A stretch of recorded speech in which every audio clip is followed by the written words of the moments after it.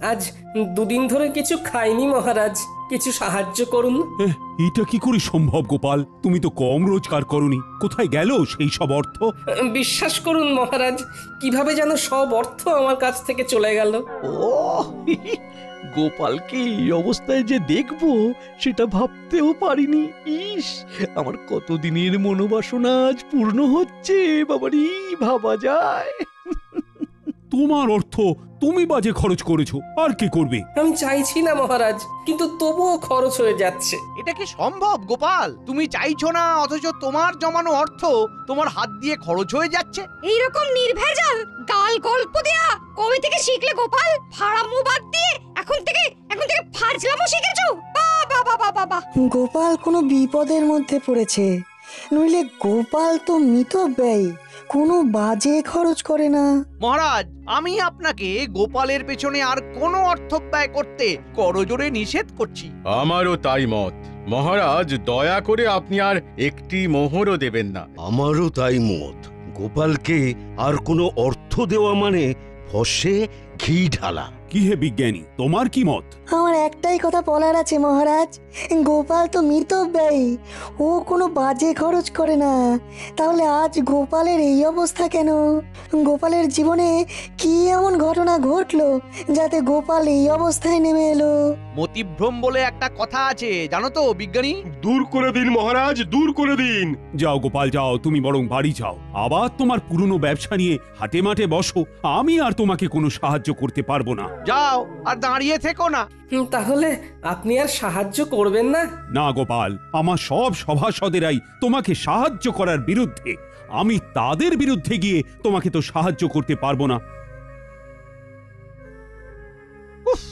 আপদ গেল। দিদি দিদি গো, এইটুকু নাও, কিছুদিন চালাও, এর মধ্যে দেখবে গোপাল দাদা ঠিক দাঁড়িয়ে যাবে। এই মোহর কটা রাখো, কাজে দেবে। কোথা থেকে কি হলো? কিচ্ছু বুঝতে পারছি না পুটির মা। একটা মানুষ রাতারাতি এইরকম ভাবে বদলে যায়। দিদা, আমি বলছি দেখো, গোপাল দাদু আবার ঠিক আগের মতো হয়ে যাবে। গোপাল দাদুকে দেখে আমাদের খুব কষ্ট হচ্ছে দিদা। সেই দিন দেখি ঢিল মেরে গাছ থেকে আম পেড়ে খাচ্ছে, আমাদের দিকে চোখ করতেই বলে খুব খিদে পেয়েছে তাই খাচ্ছি। ইস, এই দিনটাও দেখতে হচ্ছে আমায়। দিদি, গোপাল দাদা এখন কোথায়? রাজসভায় গেছে, দেখা যাক মহারাজ কিছু সাহায্য করতে পারেন কিনা।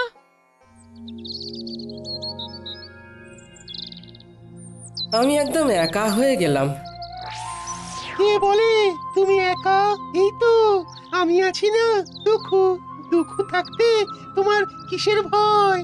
তাই তো, তুমি থাকতে আমার আর ভয় কি? নাও, আর কোথায় টেনে নামাবে নামাও।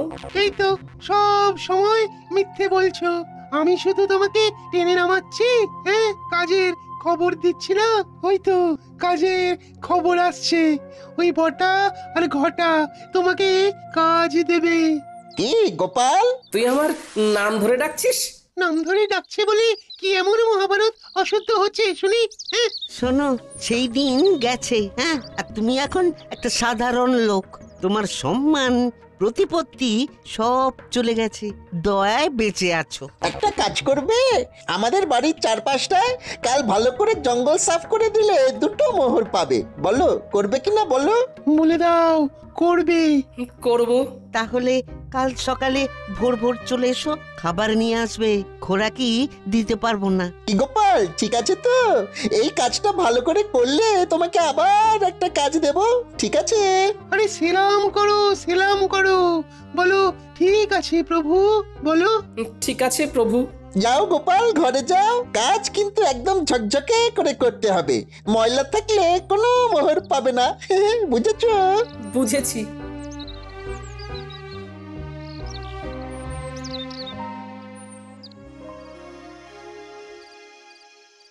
মহারাজ, এ কি শুনছি? কি শুনলে তুমি যে এত উত্তেজিত হয়ে আমার কাছে এলে?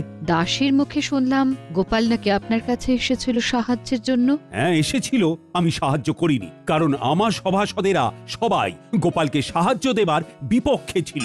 গোপালের এই ভাগ্য বিপর্যয়ে আপনি ওর পাশে দাঁড়ালেন না মহারাজ, অথচ আপনার যখন বিপদ ঘটেছে তখন গোপাল সবটুকু দিয়ে আপনাকে সাহায্য করেছে। ও তার জন্য বেতন পেয়েছে, আর বেতনের বিনিময়ে ও কাজ করেছে। বাহ, খুব ভালো বলেছেন মহারাজ, খুব ভালো।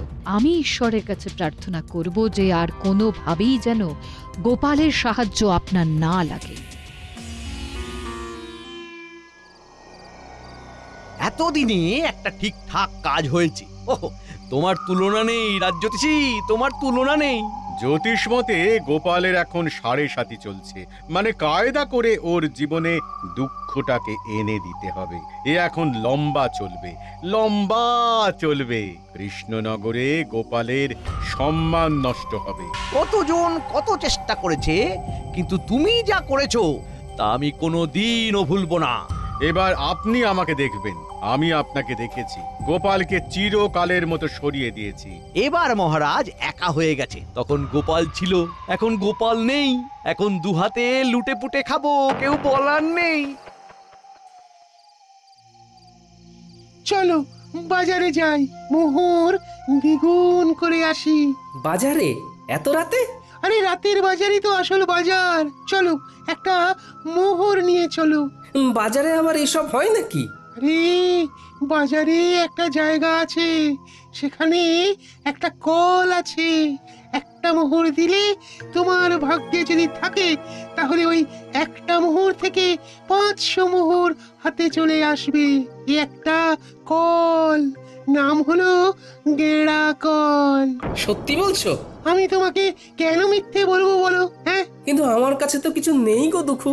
চলো চলো হেসেলে চলো, তোমার গিন্নি কয়েকটা মোহর পেয়েছে, ওই পুটির মা দিয়ে গেছে। তোমার গিন্নি এখন নেই, এই সুযোগ। চলো মোহরগুলো নিয়ে নাও, তোমাকে ধনী মানুষ হতে হবে। বলছো? তাহলে চলো। কোথায় রেখেছে? কুলুঙ্গিতে একটা ঘটির মধ্যে রাখা আছে।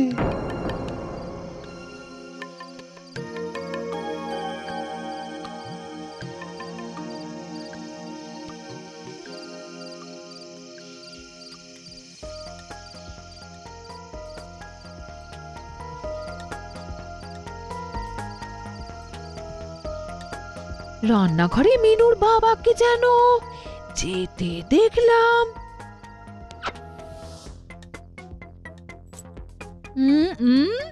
দেখি তো এখন রান্নাঘরে গিয়ে কি করছে, দেখি। হ্যাঁ,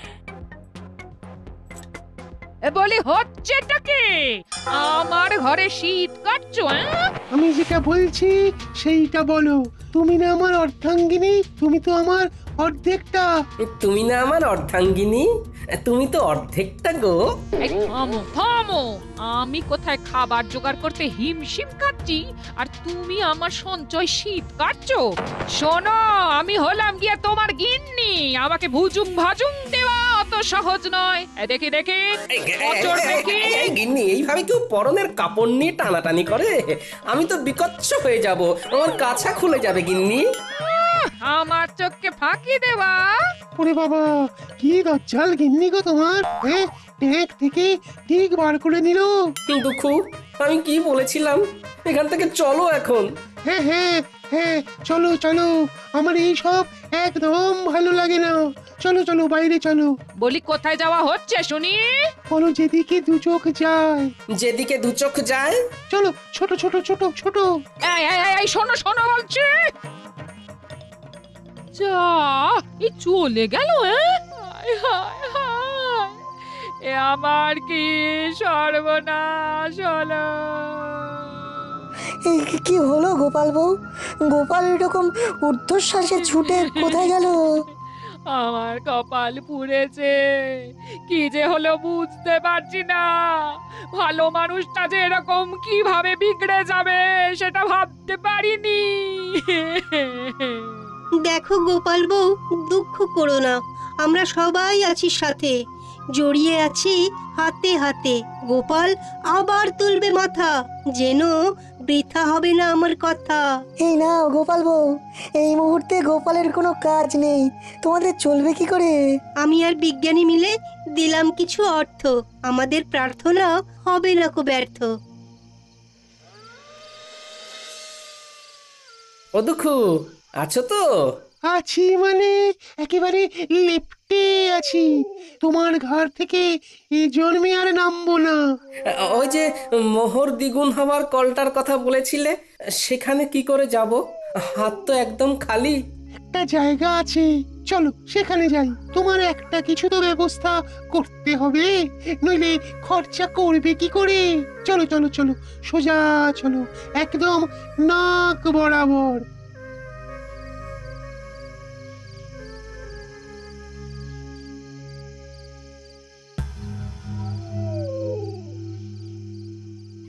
কি হলো? তখন থেকে দেখছি নিজে নিজে ফিক করে হাসছো। কি হয়েছে? কি হয়েছে? এতদিনে শিখে ছিঁড়েছে। গোপাল বিদায় হয়েছে চিরতরে। এই গোপাল চিরতরে বিদায়? কি করে কি করে? কালো জাদু জানো? জাদু? জাদু আবার সাদা কালো হয় নাকি? কথাটা আবার পাঁচকান করো না। একটা পাতি লেবুর মধ্যে মন্ত্র পড়ে দুঃখকে জাদুর সাহায্যে ঢুকিয়ে রেখেছিল আমাদের রাজ্যতীষী। তারপর তারপর তারপর সেই দিন রাতে আমি আর রাজ্যতীষী ওই লেবুটাকে নিয়ে গেলাম বটা ঘটার কাছে। ঘটার বটা, এই লেবুটা গোপালের বাড়ির দোরগোড়ায় রেখে দাও। গোপালের পায়ের চাপে যেই লেবুটা ফাটবে, অমনি ওই লেবু থেকে দুঃখ গিয়ে গোপালের ঘাড়ে চাপবে। ব্যাস, গোপাল দুঃখের কোপে পড়ে সবকিছু হারাবে। 1 মাসের মধ্যে গোপাল একেবারে পথের ভিখারি হয়ে যাবে। এসব সত্যি ঘটবে তো, না আগের মতো সব ভুলভাল হবে? আমার কালো জাদুবিদ্যাকে অবিশ্বাস করো না, কাজটা করেই দেখো না, মজা পাবে। রাজকর্মচারী যদি হতে চাস তাহলে আমরা যেভাবে বলছি সেইভাবে কাজ কর। ঠিক আছে, দিন। এবার চলো, আজ রাতের মধ্যেই এটা করতে হবে। খুব ভালো সময়, আজকের পরে আবার 6 মাস পরে এই তিথি আসবে, সুতরাং বুঝতেই পারছো। পাচ্ছি। তাহলে এক্ষুনি চল, আমাদের চোখের সামনেই ঘটনাটা ঘটুক। চলুন তাহলে। তারপর হ্যাঁ, তারপর সেই অমাবস্যার রাতে আমরা 4 জন গোপালের বাড়ির কাছে এসে দাঁড়ালাম। ঠিক এই জায়গাটাতেই লেবুটা রাখো। হ্যাঁ, এখানে এখানে। সেটা না হয় রাখলাম। গোপাল দাদা না এলে তো হবে না। আরে আমরা এসেছি কি করতে? ওকে দেখে বাইরে বার করব, তোমরা দেখে যাও খালি খেলাটা। তোরা তোদের কাজটা কর, নে নে রেখে আয়। রেখে এসে লুকিয়ে পড়ো। মন্ত্রীমশাই আপনিও লুকিয়ে পড়ুন। আর হ্যাঁ বটা, লম্ফটা আমার হাতে দিয়ে যা। এইখানে লেবুটা রাখলাম। গোপাল, ও গোপাল, একটু বাইরে এসো না। কে? আরে আমি রাজ্যতীষী। তোমার সাথে একটা খুব জরুরি প্রয়োজন আছে, একবার বাইরে এসো না গোপাল। ও বাবা, এত রাতে রাজ্যতীষী? আসছি।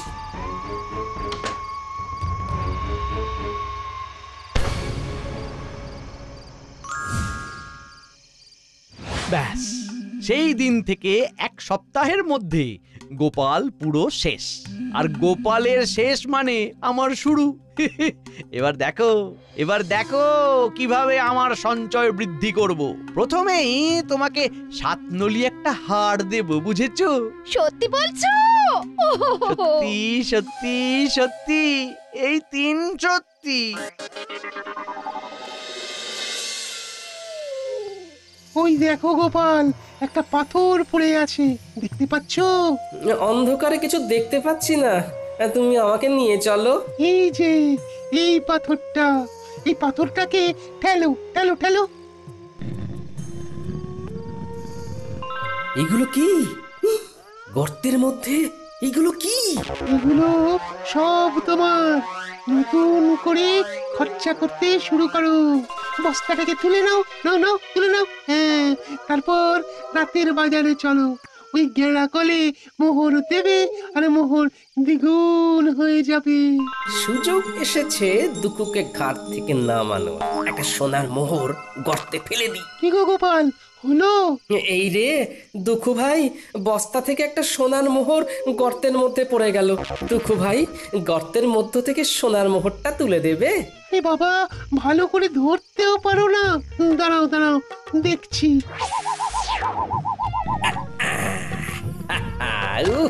কি শান্তি! অবশেষে দুঃখ নামলো ঘাট থেকে। এবার শান্তি শান্তি, মহা শান্তি।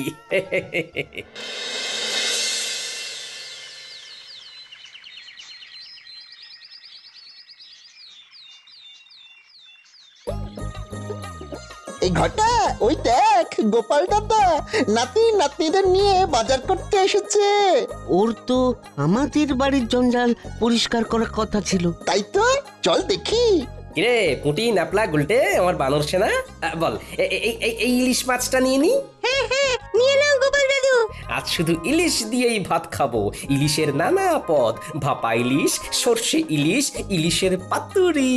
কি গোপাল, তোমাকে না বলেছিলাম আজ আমাদের বাড়ির চারধারের জঙ্গলগুলো সাফ করে দিতে? শোনো বটা ঘটা, আমার ঘরের নালাটা জঞ্জালে জমে গিয়েছে। একটু ঝাঁটা কোদাল দিয়ে পরিষ্কার করে দিও, কেমন? তোমাদের 3টে করে সোনার মোহর দেব। তাড়াতাড়ি এসো কিন্তু, নইলে অন্য কাউকে দিয়ে করিয়ে নেব।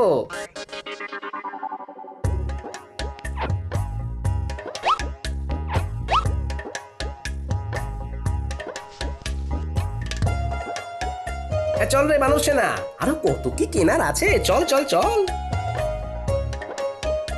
চল চল, মন্ত্রী মশাইকে খবর দিয়ে আসি। আয় আয় আয় আয় আয় কাকা, আয় বগা, আয় আয় আয় আয়। মন্ত্রী মশাই, কাকা বকা ছাড়ুন। ঘটনাটা যা ঘটার তা ঘটে গিয়েছে। কি হয়েছেটা কি? গোপাল ইলিশ মাছ কিনছে।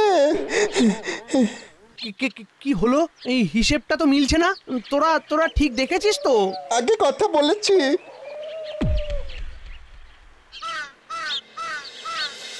এই তো, আবার তোমাকে নিজের জায়গায় দেখতে পেয়ে খুব ভালো লাগছে। তা কি হয়েছিল গোপাল? বুদ্ধিতে এর কোনো ব্যাখ্যা নেই বিজ্ঞানী।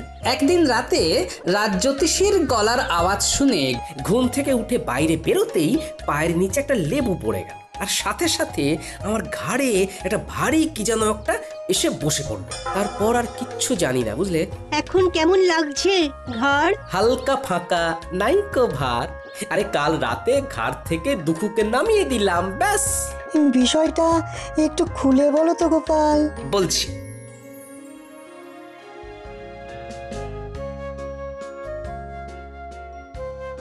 শুনেছেন মহারাজ, গোপাল আবার নিজের জায়গায় ফিরেছে। আমি গোপালের বাড়ি যাচ্ছি, আপনিও আসুন। দাঁড়াও দাঁড়াও দাঁড়াও, সকাল থেকে আমিও শুনছি। ব্যাপারটা কি জানতে হবে। চলো চলো, তোমার সাথে আমিও যাব। গোপালের কেনই বা ভাগ্য বিপর্যয় হলো, আর কি করেই বা সেখান থেকে সে বেরিয়ে এলো, এটা জানাটা খুব দরকার। চলুন।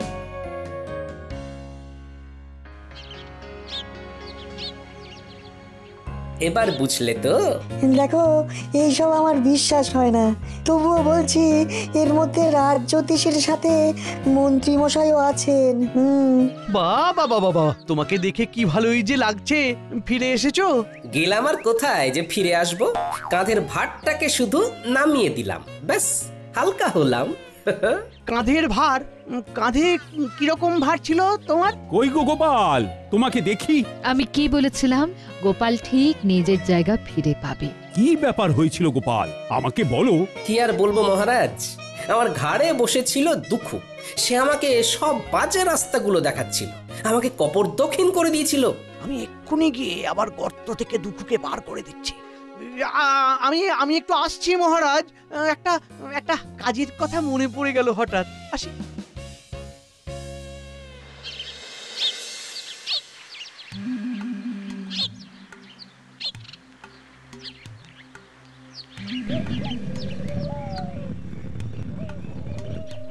তুমি কে গো? আমি এই রাজ্যের মন্ত্রী দুঃখু, আমার ভাই। যাও যাও, আবার গিয়ে গোপালের ঘাড়ে চাপো, ওকে আবার সর্বশ্রান্ত করে দাও। তুমি ওকে এত উপকার করলে, ও তোমার ক্ষতি করলো দুঃখু। না, গোপালের কাছে আর যাব না, ও বড় ভয়ঙ্কর। তার চেয়ে তুমি বরং খুব ভালো ভালো। তুমি আমাকে মুক্ত করেছো, যে মুক্তি দেয় তাকে কি ছেড়ে যেতে হয়? হ্যাঁ, আজ থেকে আমি তোমার কাছে থাকবো। হ্যাঁ। বলো কি? না না না না